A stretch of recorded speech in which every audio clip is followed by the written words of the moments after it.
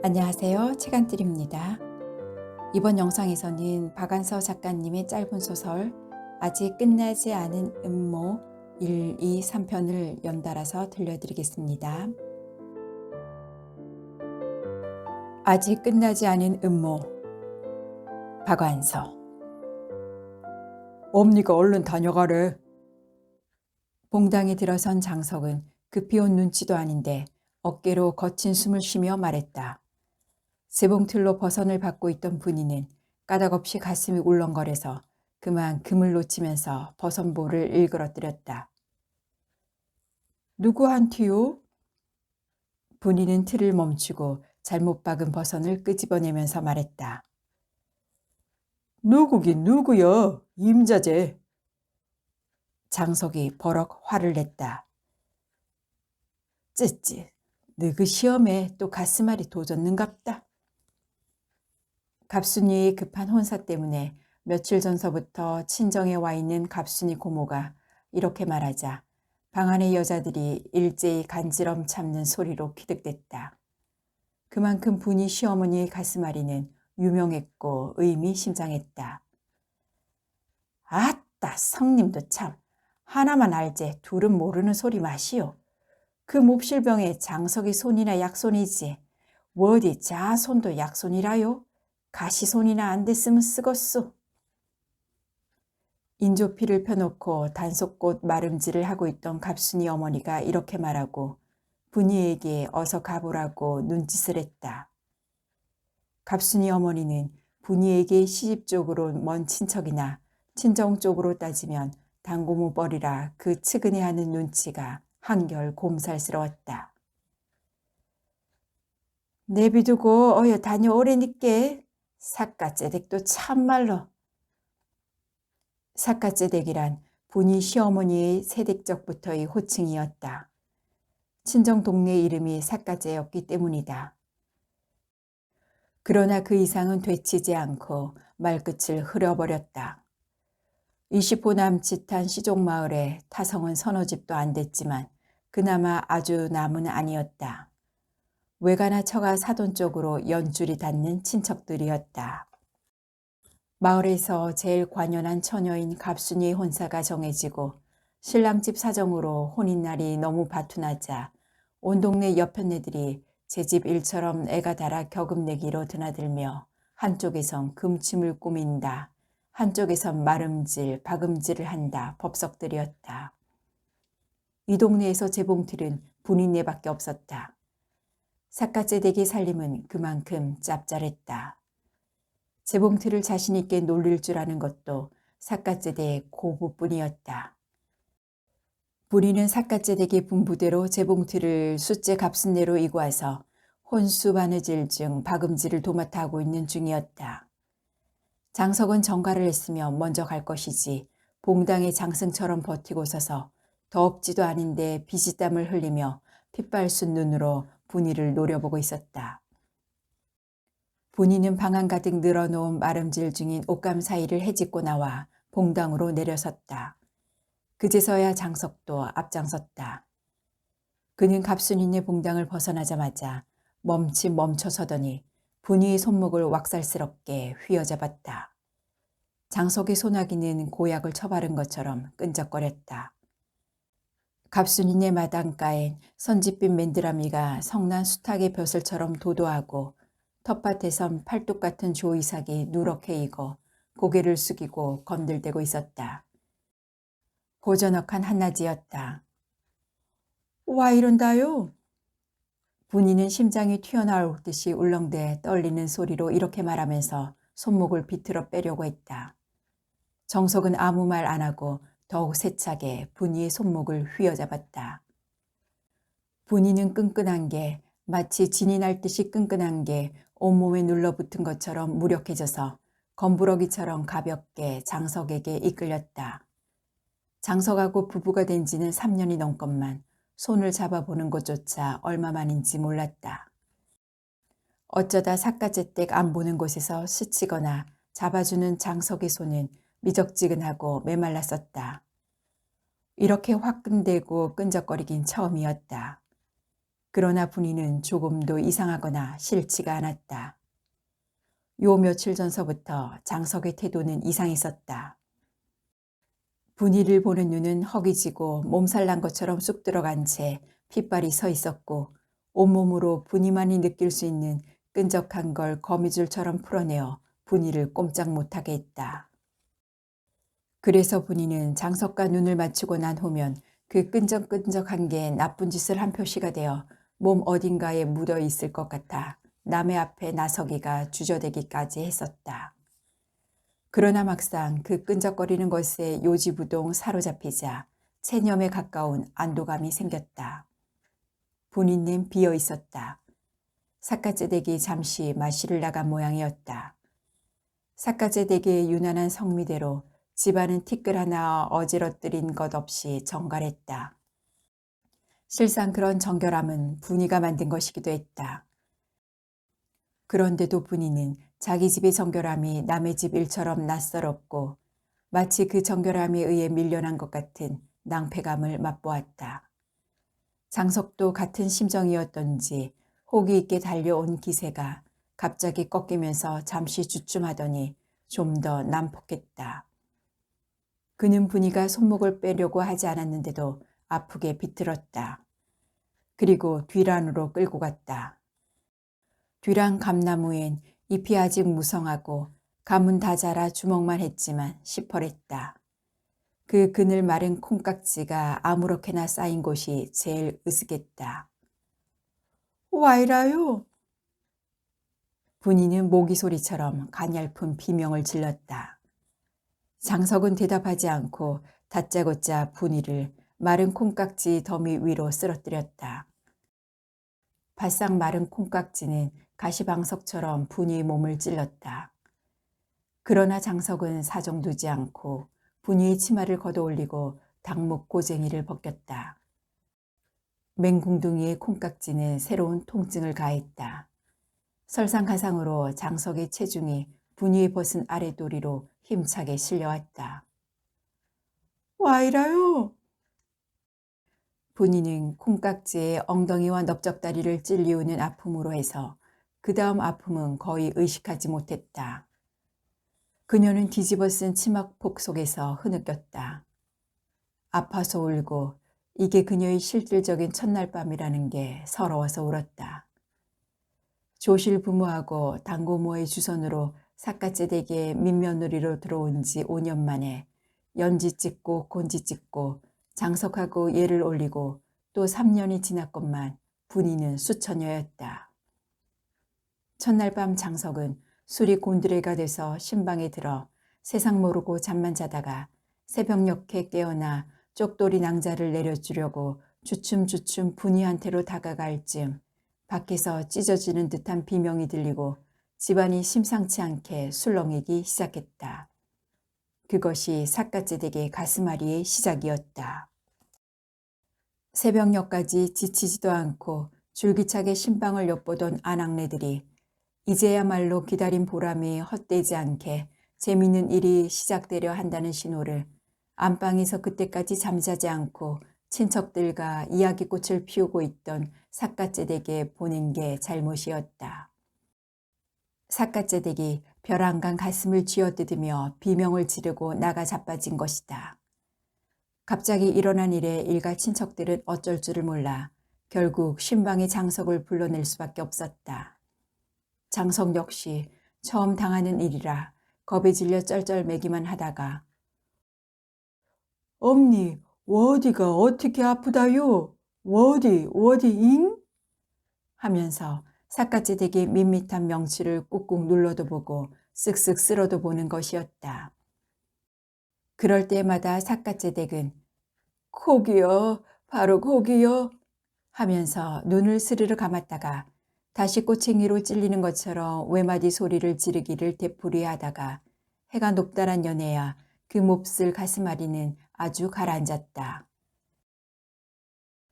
그 후 삿갓제댁은 영 아들을 며느리 방에 들여보내지 않고 혼이 나기 전처럼 안방에서 데리고 잤고 몰래 좀 가까워지려는 낌새만 보이면 영락없이 가슴앓이가 도져 집안을 발칵 뒤집었다. 이제 삿갓제댁의 가슴앓이엔 장석의 손이 약손이란 건 마을 사람이면 모르는 사람이 없었다.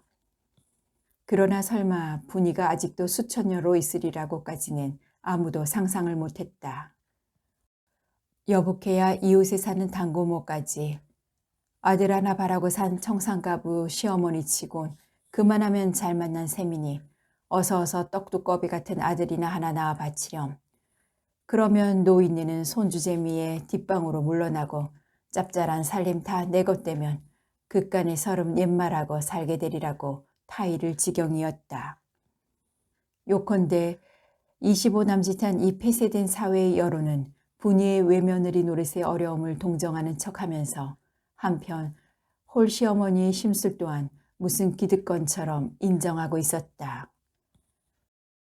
분이를 찍어 누르던 무게가 어느 순간 갑자기 제거되면서 콩깍지에 맨살을 부비는 아픔도 덜어졌다. 분이는 얼른 얼굴을 덮어 씌운 치마를 내려 벌거벗은 아랫도리를 가리면서 윗몸을 조금 움직거렸다. 콩깍지는 아래 깔린 분이에게만 괴로움을 준 게 아니었다. 장석의 무릎도 말이 아니었다. 장석은 분이한테 한마디 위로의 말은커녕 그윽한 눈길 한 번 주는 법 없이 자기의 긁힌 무릎만 애처로운 듯 억울한 듯 어루만지다가 바지를 집어 꿰더니 언제꺼전 그러고 자빠졌을 거요? 엄니한테 들키고 싶어? 경멸하듯이 씹어뱉고는 휑하니 뒤도 안 돌아보고 헛간 모퉁이로 해서 집 안으로 들어가 버렸다. 분이는 밟힌 지렁이처럼 꿈틀꿈틀 상반신을 일으키고 그녀의 몸의 일부에 선혈이 낭자한 걸 알았다. 그때 그녀는 하필 햇솜으로 갑순이의 혼수 금침을 꾸미면서 여자들이 제각기 한마디씩 하던 덕담이 생각났다. 그녀에게도 그런 햇솜 이불이 있다. 그러나 그녀는 지금 너무 바싹 말라 나를 세우고 있는 콩깍지 위에 누워있다. 팔자 안탄이 저절로 났다. 그러나 그녀는 곧 몸을 일으켰다. 콩깍지 위는 팔자 안탄을 하고 있기에는 결코 마땅한 자리가 못됐다. 그녀는 살집까지 파고든 콩깍지를 털어내고 고쟁이를 찾아 발을 깨고 끈을 맸다.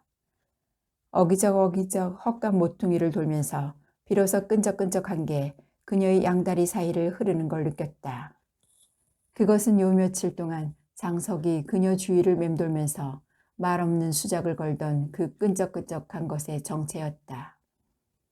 그 후 분이는 10달 만에 떡두꺼비 같은 아들을 낳았다. 삿갓제댁은 혼자서 기고만장했다.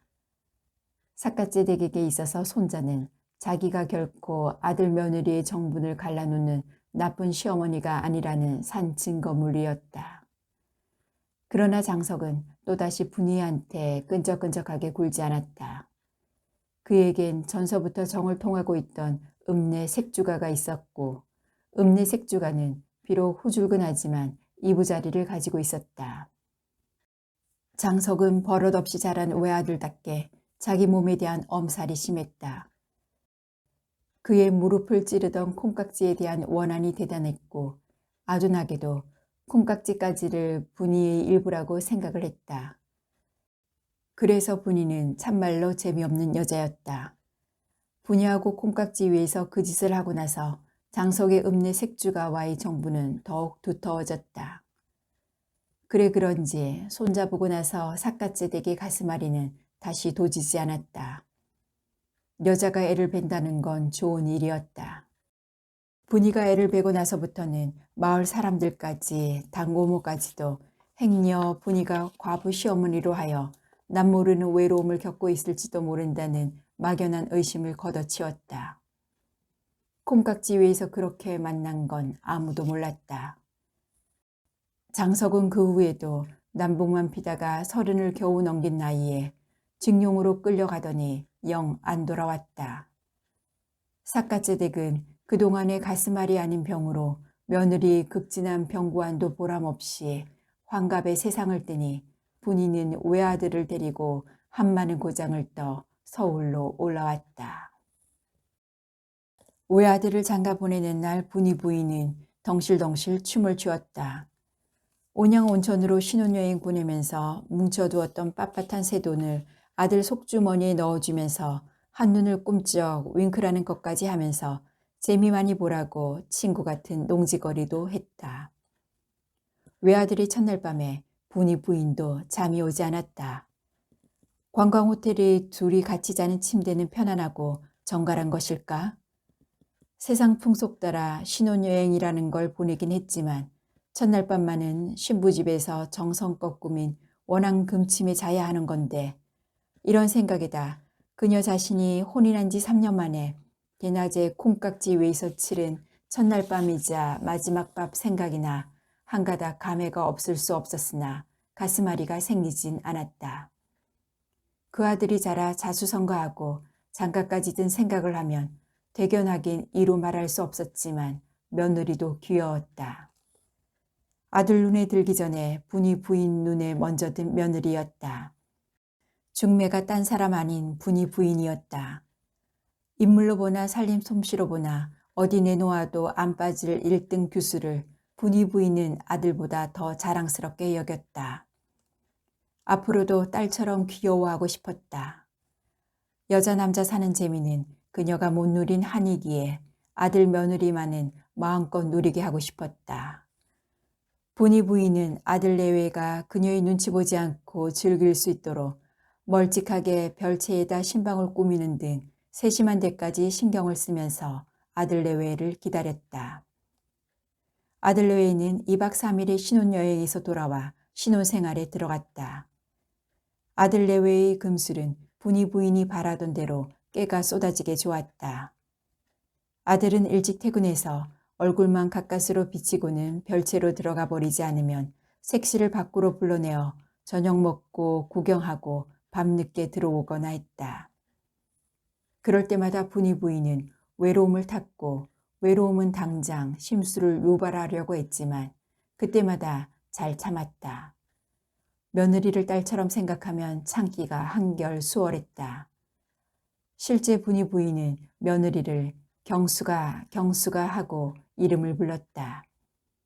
며느리 삼기 전에 부르던 것을 고쳐 부르지 않음으로써 상투적인 고부관계에 어쩔 수 없는 허구를 부정해 보려는 의도적인 것이었다. 경숙은 혼인한 그달부터 택기가 있었다. 분이 부인은 회심의 미소를 지었다. 경숙이 인물이 좋고 살림 잘한다는 건 실상 분이 부인이 경숙을 며느리감으로 눈독 들인 표면상의 이유였고 참뜻은 그게 아니었다. 번족한 친정 쪽의 가게로 보나 본인의 팡파짐한 엉덩이 판으로 보나 틀림없이 아들을 쑥쑥 뽑아낼 상리였다. 그게 들어맞아 경숙은 기다리기 전에 임신을 한 것이다. 그러나 낳고 보니 딸이었다. 첫 딸은 세간 미천이라면서 분이 부인은 조금도 섭섭해하지 않았지만 손녀의 이름만은 후남이라고 짓기를 고집해 조금도 양보하지 않았다.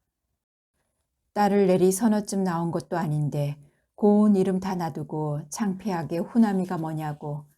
경숙은 남편에게 앙탈을 했지만 남편은 그 착한 노인의 그만한 소원도 못 들어줄 게 뭐냐고 맞서 첫 딸의 이름은 후남이가 되고 말았다.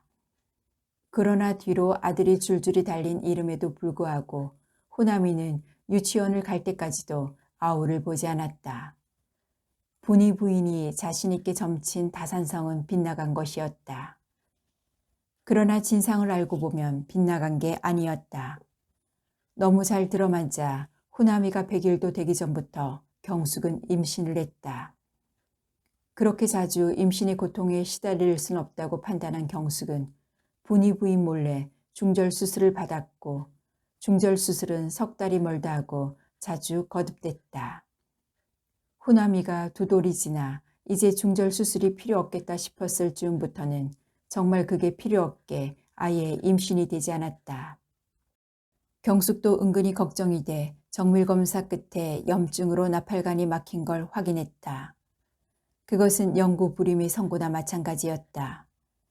경숙은 그 사실을 속이고만 있을 수가 없어 분이 부인에게 털어놓았다. 땅이 꺼지는 것 같은 충격이었음에도 불구하고 분이 부인은 경숙의 말을 담담히 받아들였다. 이에 힘입어 경숙은 할 말을 다 하고 말았다. 어머니, 조금도 섭섭해하지 마셔요. 저도 그렇고 아범도 그렇고 조금도 섭섭해하지 않고 있으니까요. 저희들에겐 후남이 하나면 좋게요.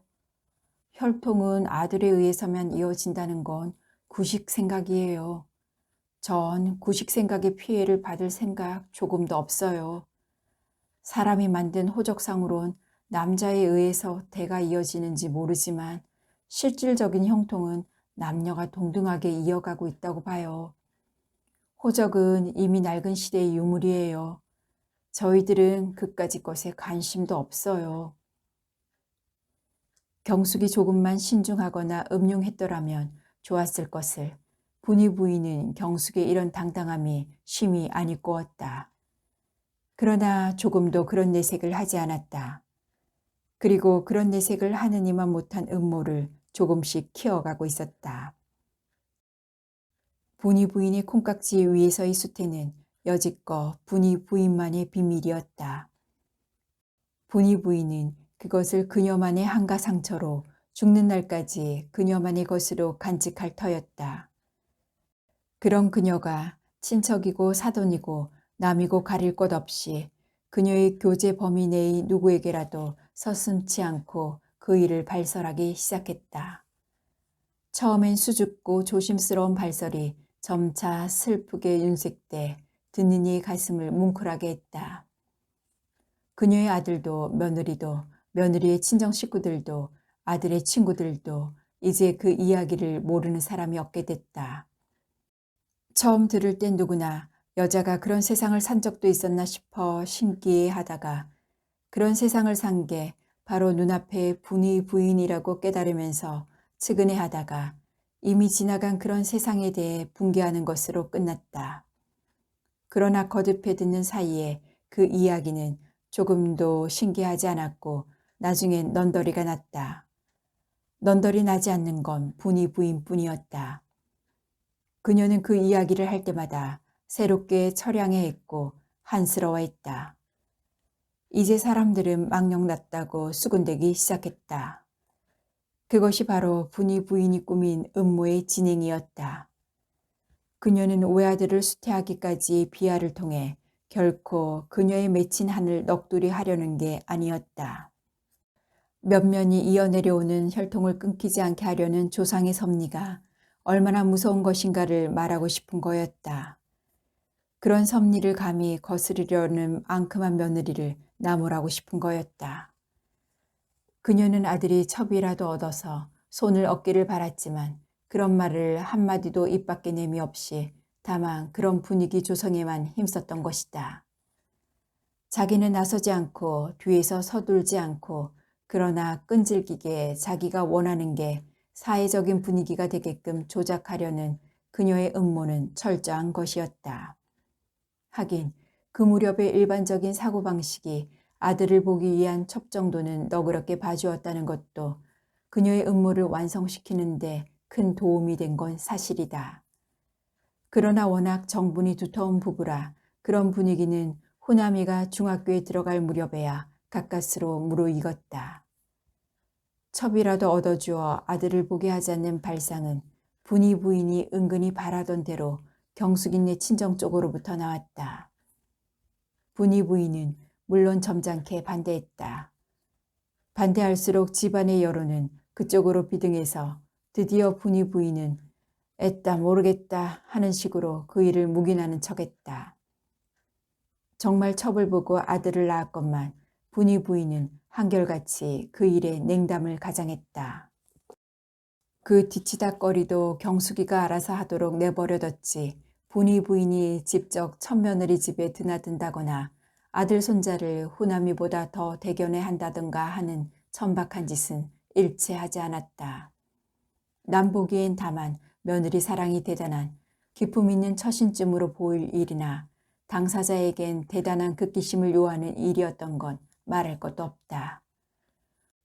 불행히도 콩깍지 위에서 수태한 천금 같은 외아들을 앞세운 지금도 분이 부인은 재산 분배든 미묘한 문제를 경숙한테 일임하고 절대 나서지 않기 주의를 고수하고 있다. 명절이나 제사 참례 등 꼭 필요할 때 그쪽에서 이쪽으로 드나드는 것 외에 괜히 보고 싶다고 부른다거나 나들이 나간 김에 그쪽 집을 둘러본다거나 손자한테 각별한 애정 표시를 하는 일이 없기는 아들이 살았을 때와 매 일반이다. 분이 부인은 다만 경숙과 호남이의 극진한 효도를 받으며 조용히 여생을 즐기고 있다. 그녀의 음모는 아무도 모르게 완성된 것이다. 기철 씨, 김승옥의 야행 읽은 적 있어요? 글쎄, 읽은 것도 같고 안 읽은 것도 같고. 이런 엉터리, 읽었으면 읽었고 안 읽었으면 안 읽었지. 이쪽도 아니고 저쪽도 아니게 양다리 걸치는 거 난 질색이더라. 여자 문제만 양다리 안 걸치고 오로지 우리 호남 씨만 사랑하면 되는 거 아니야? 대단치 않은 거 양다리 좀 걸치면 어때서 그래?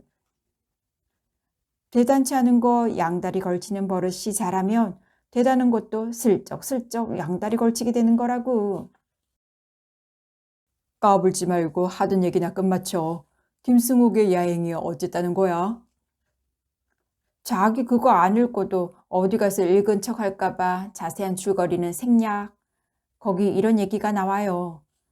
직장 안에서 알게 되어 연애를 하고 부부가 된 남녀인데 결혼식하고 청첩장 돌리고 그런 절차는 아직 안 밟았거든요. 살아봐서 수틀리면 헤어져도 그만이라는 시험 결혼인가 뭔가 하는 첨단의 생각에서 그렇게 한 거라면 조금도 딱할 게 없는데 그게 아니거든요. 그 여자는 남편의 수입만 갖고는 생활이 주는 평범한 행복을 얻어낼 자신이 없는 거예요. 사치스러운 생활이 아닌 평범한 행복이라는데 필히 주의할지어다. 그래서 맞벌이를 해야겠는데 이 여자의 직장은 은행인데 은행에서 기혼 여성을 안 쓰는 거예요. 청첩장은 곧 사표가 돼야 한단 말이에요. 야행의 대강의 줄거리 끝. 싱겁긴 그 얘기가 뭐 그리 대단한 얘기라고 그렇게 열을 올려?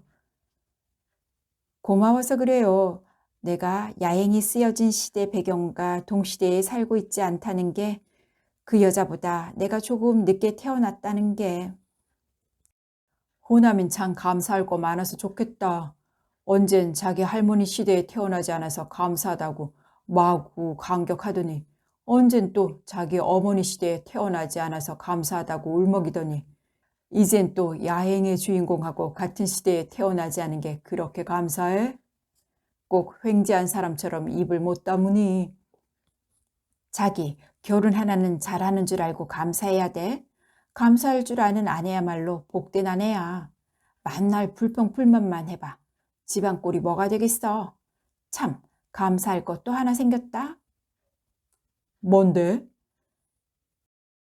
내가 자기하고 동시대에 태어난 거.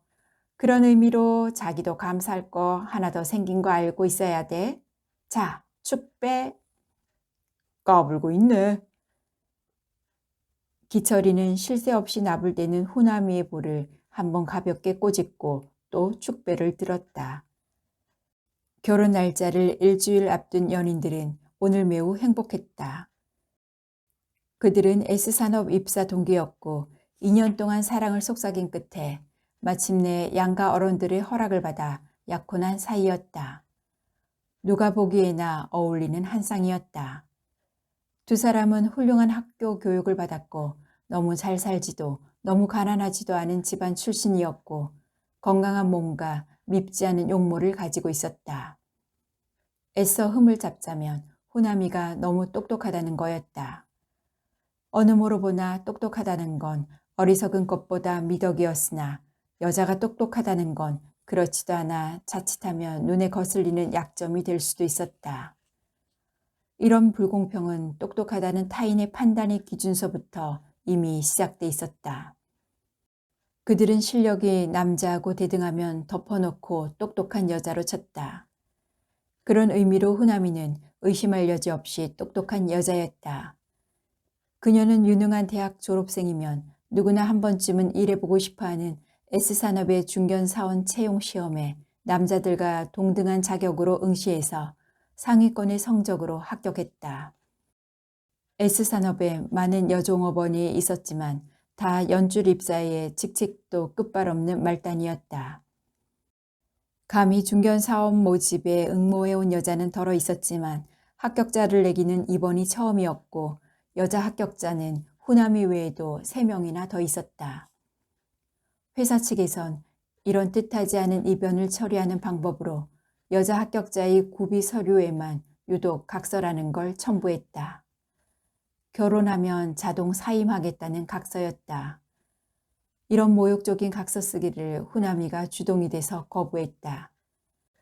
입사 경쟁을 치를 때 여자라고 유리한 조건이 하나도 없었던 것만큼 입사해서 일하는 데 있어서 여자라는 불리한 조건을 감수할 까닭이 없다는 주장은 때마침 인재난 시대여서 그랬는지 그럭저럭 받아들여졌다. 그 후 그녀의 입사 동기 중에서 하나둘 결혼하는 사람이 생겼는데 그중 여자는 하나같이 사표와 결혼 청첩장을 동시에 돌렸다. 회사 측에서 각서 문제에 너그러웠던 것은 각서 없이도 그렇게 되리라는 걸 미리 짐작하고 있었기 때문인지도 몰랐다. 서로 사랑하는 사이가 된 기철이도 결혼하면 의당 후남이도 들어앉을 것으로 생각하고 있었다. 그러나 후남이의 생각은 그렇지가 않았다. 그녀는 일을 사랑했다. 그녀가 S산업에서 맡은 일이란 그녀가 배운 것과 정열을 다 바칠 만큼 흡족한 것도 새로운 창의력을 요하는 보람찬 것도 아니었다. 그러나 우선 일은 배웠다는 것을 간판적인 것으로 못 박지 않고 무엇을 할 수 있다는 움직임 있는 가능성으로 전환시켜 주었고 그것은 그녀 자신의 생명의 리듬에 활력이 되었다. 무엇보다도 이를 통해 그녀는 혼자 살 수 있게 된 것이다. 혼자 살 수 있다는 기쁨은 새롭고도 신나는 삶의 보람이었다. 혼자 살 수 있다는 기쁨과 결혼하고 싶다는 욕망과는 상반되는 것 같았지만 후남이는 그 둘을 행복하게 화합시킬 자신이 있었다. 혼자 살 수 있는데도 같이 살고 싶은 남자를 만남으로써 결혼은 비로소 아름다운 선택이 되는 것이지 혼자 살 수가 없어 먹여 살려줄 사람을 구하기 위한 결혼이란 여자에게 있어서 막다른 골목밖에 더 되겠느냐는 게 후남이의 생각이었다. 후남이는 결혼하길 원했으나 예속되길 원하진 않았다. 사랑받고 사랑하길 원했지 애완하고 애완받기 위해 자기를 눈치껏 변경시키고 배운 걸 무화시키길 원치는 않았다. 일과 결혼을 함께 가진다는 건 그 일이 잘 되더라도 양손에 떡을 쥔 꼴밖에 안 된다고 걱정해주는 사람도 있었지만 후남이는 안 그렇게 생각했다. 일은 다만 여자가 혼자 설 수 있다는 걸 의미했고 여자나 남자나 혼자 설 수 있다는 건 결혼하기 전에 갖춰야 할 자격 같은 거라고 생각했다. 기철은 후남이를 마음으로부터 사랑했기 때문에 후남이의 이런 생각까지를 사랑했다. 그러나 그런 생각을 그의 가족에게 이해시키는 일은 난처해 했다. 그러나 후남이는 그 일도 잘 해냈다. 그런 뼈대 없는 주장을 결코 주장답지 않게 지극히 여자답게 유연하게 했기 때문에 가족들은 저런 여자가 일을 가져봤댔자 며칠이나 가질 수 있을까 싶어 오냐 너 좋은 대로 해보렴 하는 식으로 너그럽게 나왔다. 소위 여자다움이란 걸 충분히 이용해 가장 여자답지 않은 주장을 관철시킨 것이었다. 남은 문제는 직장이었다. 각서는 거부했지만 결혼하면 사직한다는 건 아직도 여사원 간의 불문율이었다. 후남이는 기철이와 공모해서 배짱으로 나가기로 태도를 정했다.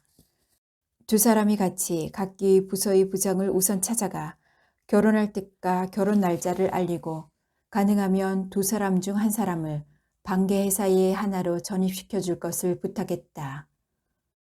부탁은 쾌히 받아들여지고 부장은 결혼식 날 회사 차를 몇 대냐 내주면 좋겠느냐는 둥, 주례가 아직 안 정해졌으면 회장님께 부탁드릴 수도 있다는 둥 각별한 호의를 보였다. 그래서 두 사람은 기고만장 퇴근 후 회사 건물의 스카이 라운지에서 빛깔고 온 술로 축배를 들었다. 두 사람의 행복한 결혼을 위해서 할머니 시대에 어머니 시대에 안 태어난 행운을 위해서 김승옥의 야행의 시대에 안 태어난 걸 감사하기 위해서 그들은 축배를 들고 또 들었다. 연인들은 행복했고 행복한 연인들의 눈에 온 세상은 축배를 들 거리로 충만해 있었다. 그러나 두 사람이 결혼식을 끝마치고 3박 4일의 신혼여행에서 돌아왔을 때 기철은 속초지사에 호남은 전주지사에 각각 정금 발령이 나 있었다. 부장은 그들의 결혼에 대해 이것저것 세심한 걱정을 해줄 때와 다름없는 인자한 태도로 이렇게 말했다. 이 발령은 절대적인 것은 아닐세. 단 두 사람 중 하나가 사직한다면 말일세만. 속초와 진주, 얼마나 악랄한 음모인가. 부부간에 그렇게 떨어져 있어야 한다는 건 서울, 제주간보다 더 가혹한 이산이었다. 회사 측에서 뭘 원하나 하는 것은 자명했다. 기철이가 먼저 후남이의 사직을 권고했다. 그러나 후남이는 기철이를 설득해 먼저 임지로 보내고 자기는 며칠 무단 결근을 하며 서울에 머물러 있었다. 대학 출신보다는 여상이나 여고 출신 여사원들이 이번 일을 자기 일처럼 붕괴해서 회사를 상대로 같이 싸울 것을 다짐하고 나섰고 그녀가 관계를 맺고 있는 여성단체에서도 법적인 문제까지 담당하고 적극 후원해 줄 테니 투쟁을 하라고 부추겨 주었다. 그런데도 불구하고 그녀는 미리 투지를 상실하고 있었다. 그녀답지 않은 일이었다. 졸지에 아들을 지방으로 좌천시킨 며느리에 대한 시집 식구의 비난쯤은 그래도 견딜만 했다. 견딜 수 없는 건 그녀의 할머니와 어머니의 애걸이었다. 이 두 늙은 여자들은 후남이가 이번 일로 남편이나 시집 식구 눈에나 시집을 못 살게 될까봐 전전긍긍하고 있었다. 그들의 여생의 유일한 낙은 후남이가 그들처럼 팔자 사나운 여자가 안 되고 아들, 딸 잘 낳고 살림 잘하고 풍파 없이 사는 거였다. 그들은 눈물까지 흘리며 내가 빨리 사표를 내서 기철이를 서울로 불러오도록 애원을 했다. 실상 후남이를 지금만치나 줏대 있는 여자로 키워준 건 경숙 여사였다. 아들을 못 낳아 남편을 빼앗긴 하늘, 외딸을 아들 못지않게 떳떳하고 독립적인 인간으로 키우는 걸로 달래면서 산 경숙 여사의 이런 애원은 후남이에게 있어서 배신처럼 뼈아픈 것이었다. 어머니의 배신으로 후남이는 걷잡을 수 없는 혼란에 빠지고 매사에 자신을 잃었다. 후남이는 혼자서 결혼 일주일 전 기철이와 함께 철 모르는 기쁨에 들떠 철없이 축배를 들던 스카이 라운지로 갔다. 그때와 같은 빛깔고 온 술을 시켰지만 혼자 드는 술은 고배였다. 후남이는 거듭한 고배로 의식은 더욱 명료해져 눈아래 거대한 도시, 그 갈피갈피의 여자 길들이기 아직 끝나지 않은 음모가 공룡처럼 징그럽게 도사리고 있음까지를 분명히 볼 수 있었다. 가라 되살아나렴. 그녀는 주문처럼 이 소리를 외며 거듭거듭 고배를 들었다.